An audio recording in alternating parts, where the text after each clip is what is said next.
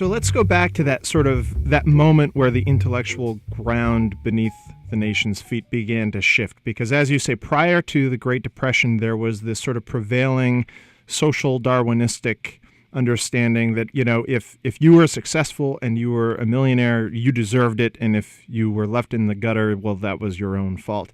And then the crash happened, and everyone saw that the emperor was not wearing any robes, and it changed things. Now, introduce us to Friedrich Hayek and Ludwig von Mises. I'm not sure if I'm pronouncing that right, but and what was the sort of intellectual revolution that they introduced coming out of that rescued conservatism? Well, Hayek and Mies, it's usually pronounced Mies. Okay, thank you. They were both Austrian-born economists, and they were unusual figures even at their own in their own time. They never fit completely within the mainstream of the economics profession, even in the 20s, 30s, 40s. Both of them, so Mies was older, and he was actually Hayek's teacher, and in some ways was a little bit more of a purist than Hayek was. But they argued that, and Hayek especially argued that, the kind of old classical liberal economics, of which social Darwinism was kind of one strain or variant, and another was the sense of the efficiency of markets, and a sense of kind of the role of economic individualism, that these had been really, they recognized that these had been badly damaged by the experience of the crash and the depression, but they nonetheless believed that these were kind of central faiths to hold on to that needed to be reclaimed and redeemed, and that without them, they were core to ideas of human freedom.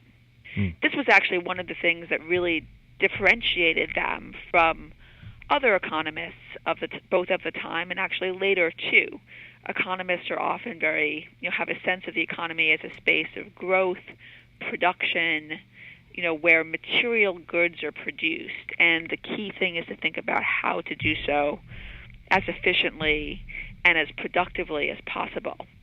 And Hayek and also Mies were interested in production, but more important to them than production was a sense that the economy was the ultimate space of freedom, and that having a particular economic system was necessary to being free politically. So they had a very moral and political understanding of what economic life was. And they viewed regulations on the market as, kind of damaging that capacity for freedom in fundamental ways. So that was that was at the heart of their set of arguments. Their sense that the mixed economy that they saw taking shape after World War II was something that would be deeply damaging, not so much to growth per se or efficiency, but to freedom. And they thought it was important to try to find ways to, redefine, rehabilitate, and reimagine the old ideas in the light of new developments, so that they could protect this sense of what was good.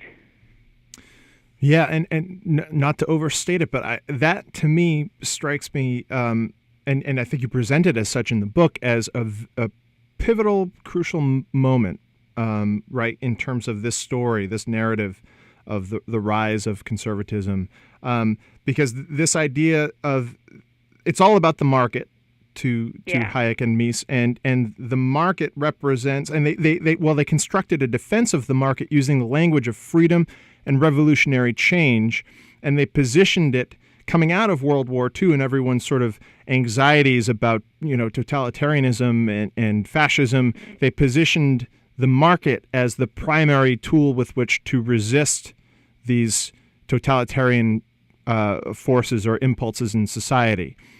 Even, and this was striking to me, even over the idea of democracy. Mm-hmm. Right? Can you talk a little bit about that? How they valued the free market even more than political democracy as an important tool for liberation. I think this comes up in Hayek especially, and in The Road to Serfdom. They're kind of trying to he's trying to counter the idea that people will vote for a welfare state, that people will actually vote for and lend their political support to national health insurance, to different forms of wage regulation, to the kind of a more expanded tax system, the redistributive tax system, and he is he wants to say that act, even if people vote to support these things, that kind of conscious collective activity is less, can be coercive and is less important than the spontaneous interactions that take place in the, kind of the sort of space of the free market. So I think that's kind of why he kind of sets up an opposition between these two things, and makes the argument that even if people actually support it at any given moment, these regulations nonetheless still manage to sort of suck the life and vitality out of that spontaneous sphere of the free market. I just find it so interesting that, these guys seem to have been relatively open about their antagonism to democracy to the extent that it limited or impinged on the freedom of the market. And then you have a figure like Ayn Rand, who has come back into vogue inexplicably lately. But she aggrandizes this selfishness and self-centeredness in through her objectivist philosophy, and then you have someone like Abraham Vereday, who created The Family, who really turned Christian teachings upside down, right? Because previously they had been about community and solidarity and helping the poor and generosity, and he had this conception of Jesus Christ as advocating self-interest. And can you talk a little bit about how these sort of these central beliefs are sort of turning upside down? Yes, well, I think, and first of all, I just to briefly point out, there are a lot of different tensions between these groups of people, between these different thinkers as well. Mm-hmm. Rand, for example, was very critical of Hayek in particular. She thought he gave way too much ground. Hayek had written that he supported, he thought a minimum wage, for example, or certain kinds of health and safety regulations, that those kinds of things might be compatible with freedom because they just set up the framework for the for the market. They didn't actively intervene in it the way that taking over industries or trying to fix different wages for different professions or something would. So she viewed Hayek as a kind of complete apologist and wasn't interested in him at all. So there is a lot of tension between these groups of people. Mm-hmm. I think what Ayn Rand is trying to do is kind of make the case that capitalism is a moral system, that there's a kind of distinctive morality and an ethical code that runs underneath underneath capitalism, and that all of the values that have been associated with the kind of the moral critique of capitalism, that it's increases selfishness and greed and opens up the space for exploitation, that all of those, yes, like you say, can be reversed and turned around on themselves. And I think this is an intellectual project that probably has its roots in a thinker like Nietzsche or someone. So it's a desire to kind of to sort of change the values that are placed on things, so that instead of saying, the problem with capitalism is that it's selfish, you say, well, actually, self-interest is the root of all that is good and creative and robust in the world. It is a very odd intellectual and political project, but I think it appeals to people in a way that kind of inversion is exactly what's so appealing and exciting to people. And it's what, and I think, and the reclaiming of the idea of freedom, the right's ability to do that, a sense of freedom, power, creativity, is part of why these ideas are, why they do speak to people and why people find them persuasive. And I think on the left, one has to think of how to counter them by seizing some of those values back. I'd like to get to this question of, you mentioned Keynesian consumerism a little bit earlier, and the idea that disposable income of workers, rather than the canny saving and investment strategies of businessmen, is responsible for economic health. And this was an idea that sort of rose to prominence as a result of the New Deal. My question is, how on earth did the right ever convince workers that it's not about their disposable income, it's not about their ability to spend in the economy, because, of course, it has their self-interest. I mean, that's in their self-interest. I'm going to have more disposable income, and I'm going to be better off, and that's good for the economy. And as part of the answer, I'm hoping we can get into a little bit of back to Boulware and his relationship with GE and the approach that he was taking in terms of sort of re-educating workers and what they did that was so successful. Right. Well, I think how to think about this. I guess, I think the first thing I would say is actually it took quite a long time to dislodge this consensus and set of ideas. And it's not as though it simply happened overnight or as a result of the kind of canny ideological appeals that these conservative activists and their supporters in the business world were putting forward. There is this there is a sort of patient mobilization during the 40s, the 50s, which comes to a certain peak in the early 1960s around the presidential campaign of Barry Goldwater in 1964, but it's not successful, and they don't win. They're actually, it's even in the business world, a lot of these ideas remain, very contested and are far from universally accepted. And it really is only in the 1970s when there is a broader breakdown of the political economy that grows out of the 30s and 40s that the framework, or a version of the framework, that conservatives and the supporters in the business world have been advancing for a long period of time, only then does that framework start to gain a much broader level of acceptance. So I do think that that there's a kind of interaction between ideologies and institutions, and part of what happens is that many of the institutions that were supposed to be bearing, or kind of acting in the interests of working class people, like labor unions, become much weaker over time, and in a way they cease to be able to deliver on the promise they had once made. And the same in a different way is true for the liberal state. So people, in a way, at that point, there's not as much reason to believe in these institutions any longer for working class people. They don't seem to actually deliver what is being promised. They don't seem to be able to fulfill their commitments. And it's at that moment that a different framework becomes more appealing, more natural, it starts to seem like it's just the way the world really is. Now, that's not to say that there hadn't been a lot of work put into trying to build a persuasive case.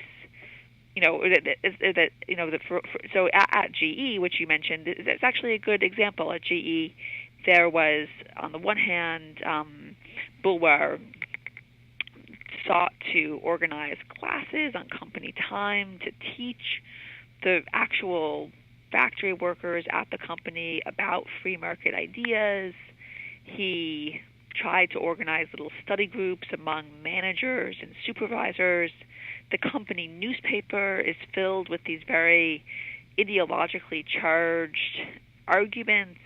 At many points in the everyday economic life of the company, Boulware is out there busy trying to talk about the glories of the free market, the role of GE, this massive corporation, as a kind of space of individual initiative and freedom and creating consumer goods, and to try to persuade the people who work for the company that their ultimate interests lie in being allied with the company, not with the unions.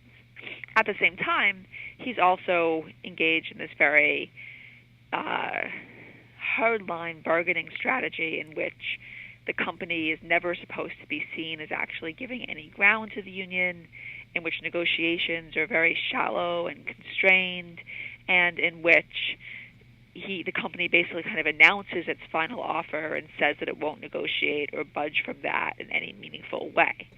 So, in a way, this is kind of acting to undermine the power of the union institutionally, or to say, well, the union actually isn't getting you anything. It's just the company that's, deciding what you're going to get paid and what your benefits are going to be.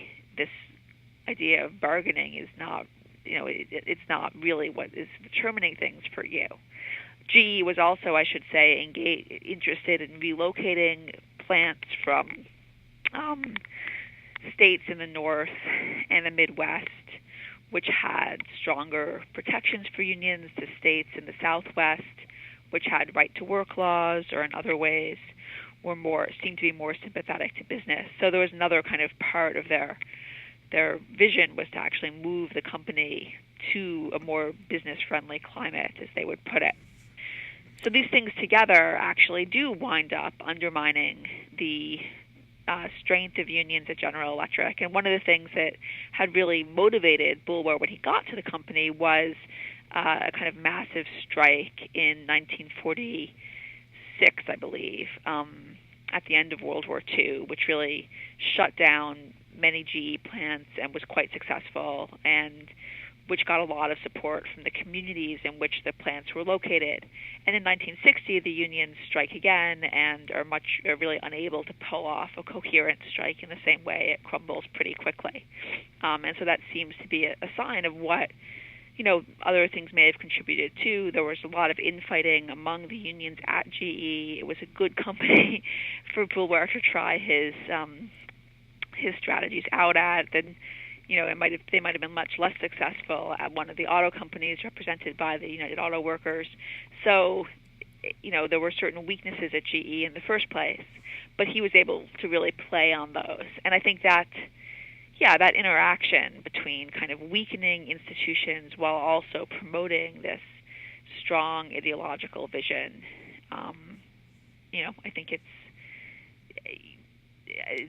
I don't want to overstate it, but something a similar dynamic maybe at work more broadly by the 1970s.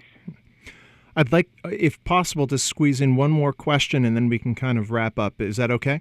Sure. Okay. And the question is simply this: where was the left during this? Is this as simple as right. as the Great Purge that happened during the communist scare and the McCarthy era? But I mean, these tactics, the PR tactics and the re-education of employees, and I mean, they seem sort of nakedly apparent. Where was the left at the time? Well, I think in the 50s, certainly, yes, the left is very much on the defensive. This is the high point of McCarthyism. And again, at GE, one of the unions, the unions at GE there were several different unions, and one of them was the United Electrical Workers, which was actually expelled from the CIO for communist affiliation, and then the new union wound up attacking the UE quite aggressively. So there's a lot of, the left is A, in retreat, B, very much on the defensive, and unable to, many of the unions at this moment are in a way, they are kind of retreating from the ideological politics of an earlier era. They want to present themselves as, integral and loyal, participants in a social bargain,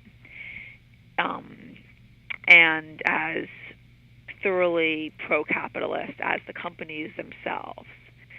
So in a way, they're in a retreat from this more ideological politics that people like Boulware are practicing. Well, it's a fascinating story, and many thanks, Kim Phillips-Fein, for being on the Soapbox, author of Invisible Hands, The Businessman's Crusade Against the New Deal. Thank you so much, Kim. I really appreciate this. Well, thank you for having me on. My pleasure.